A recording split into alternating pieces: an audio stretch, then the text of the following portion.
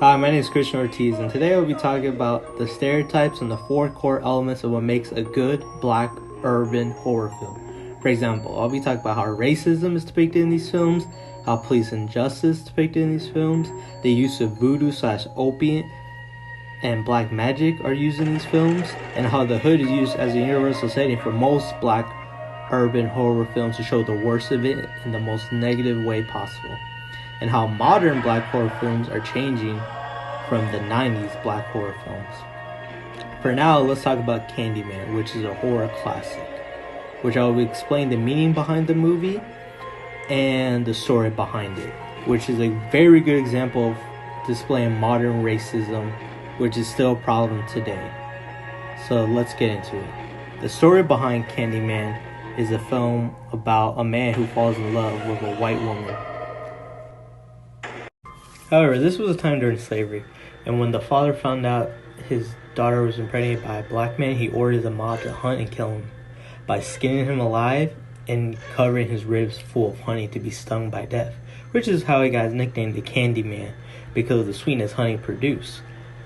However, 20 centuries later, African Americans used this tale of the Candyman to scare each other, and as a way to blame someone else for the troubles in their community, which is where the story takes place by having a white woman named Helen, who's a college student, try to write a report about the Candyman.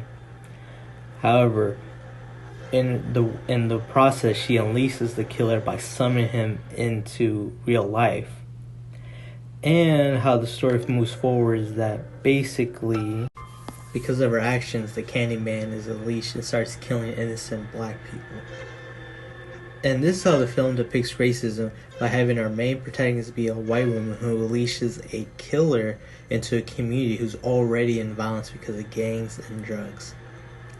However, the message of this film is basically that the roles of slavery are reversed, and how back in the day that if a white woman were to accuse a black man of anything, that most people would believe her and not him.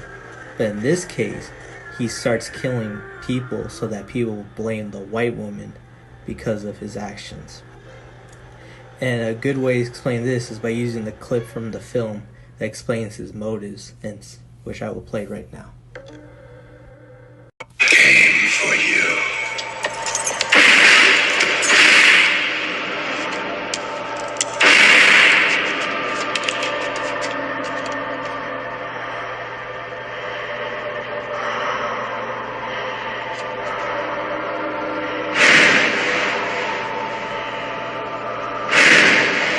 Do I know you?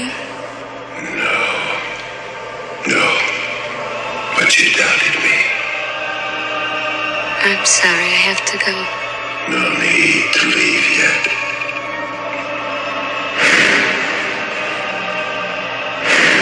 But I'm late. You are not content with the stories, so I was obliged to come.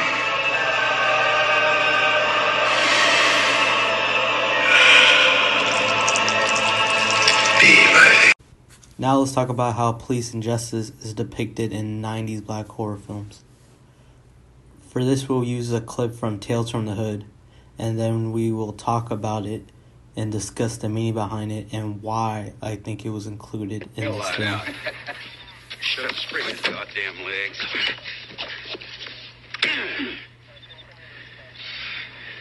You're not taking any more cops' badges. They keep selling drugs in my community, I'll keep taking them down. You can bet on it. Yeah? Well, we'll see about that. Ow! Hey, what we got, fellas? No, rookie. He'll get it. Just back off. Go on away. Go around and check on his license plate, see if the car's stolen. It's okay. Go on. What you got?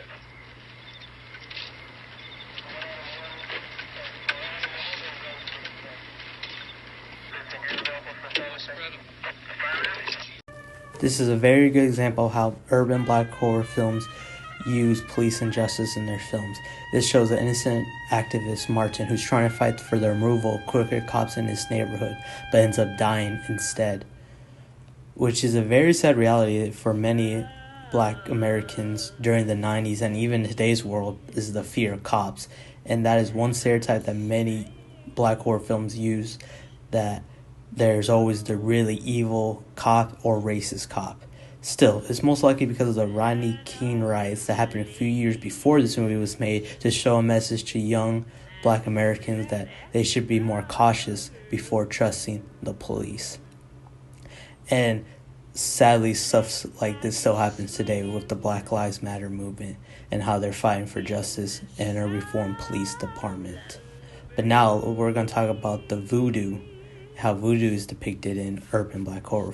For the example of how voodoo is used in urban black horror films, we will be using King Willie's gang from Predator 2, who uses voodoo to strike fear into his enemies by hanging them up and skinning them alive, just like the Predator and his victims. However, this is typical Hollywood nonsense, and voodoo / Opie is not just used for evil. No, it is a religion that focuses on the better treatment of the people who practice it, and it seeks to help others too. And you don't need to understand the religion to use the magical practices of voodoo, which most of us think is using evil dolls and spells to curse people. No, that's not the case. And there's no good or evil side of voodoo, unlike in most films that depicts the evil side. No, it is just depending on the person who's using it and their purposes for. And the people who practice the magical side of voodoo, which we all know and seen on television and movies, they're only using it for their family, clients, and friends who they care about. And that is what voodoo is about spreading joy and protection over long histories of time. But now let's talk about how the hood is used in a urban black horror film. For this example, I'll be using a clip from Boys in the Hood, which most people don't consider a black horror film, but I feel like it is. And I will explain why after this clip, which really says the sad reality of how the hood was like during the 90s. I know every time you turn on the TV, that's what you see. Black people selling the rock, pushing the rock, pushing the rock. Yeah, I know. But that wasn't a problem as long as it was here. It wasn't a problem until it was in Iowa and it showed up on Wall Street where there are hardly any black people. Now, if you want to talk about guns, why is it that there's a gun shop on almost every corner in this community? Why? Tell you why. For the same reason that there's a liquor store on almost every corner in the black community. Why? They want us to kill ourselves. You go out to Beverly Hills, you don't see that shit. But they want us to kill ourselves. Yeah, the best way you can destroy a people, you take away their ability to reproduce themselves. That is a very good clip explained to us by Furious that shows us the sad reality of what it was like growing up in the hood during the 90s era. And why do I consider Boys in the Hood a classic urban black horror film is because it shows us the sad reality of what it was like growing up in the hood during that era, and that the dangers are not monsters or myths in other urban black horror films, no, but it's people. Still, I feel like most Hollywood films and urban black horror films use the hood as a dangerous setting and never showing the positive sides of it, such as how hip-hop evolved from it and the cultures that live there and make it better. Now let's talk about a classic black horror film that embodies everything I talked about so far and shows what a good black urban horror film is about, which is 1995 Tales of the Hood, directed by Rusty Cundiff, which is a film centered around a funeral director, Mr. Simmons, who is played by Clarence William III, who tells 4 vignettes to 3 young drug-dealing gang members, which is a story that revolves around bigotry and inequality that young black Americans face, such as police brutality, domestic violence, voodoo, and how racism is still a major problem today, and black-on-black crimes. Still, the message of the movie to show the hardships that young black Americans face and the history of racism in America, and how young blacks are using gang culture, which I feel like was inspired by hip-hop, with big rappers from the 90s such as Dr. Dre, Tupac,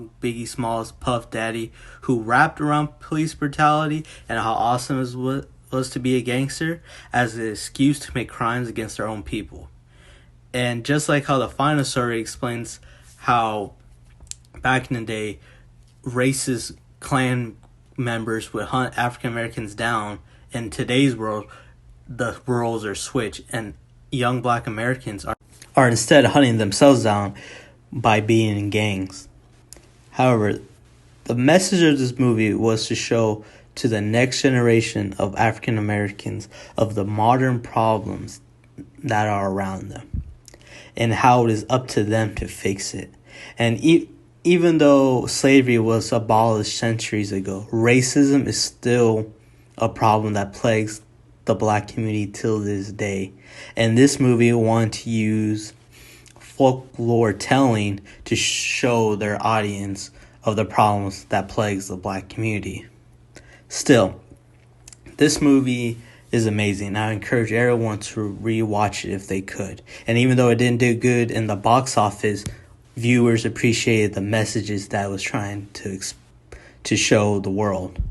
Still, this movie laid the foundation for future black horror films, such as Get Out, Us, and The First Purge, which are all great modern urban black horror films that really address the social problems that still plague the black community till this day. So thank you for watching this video, and I hope you enjoyed. Take care.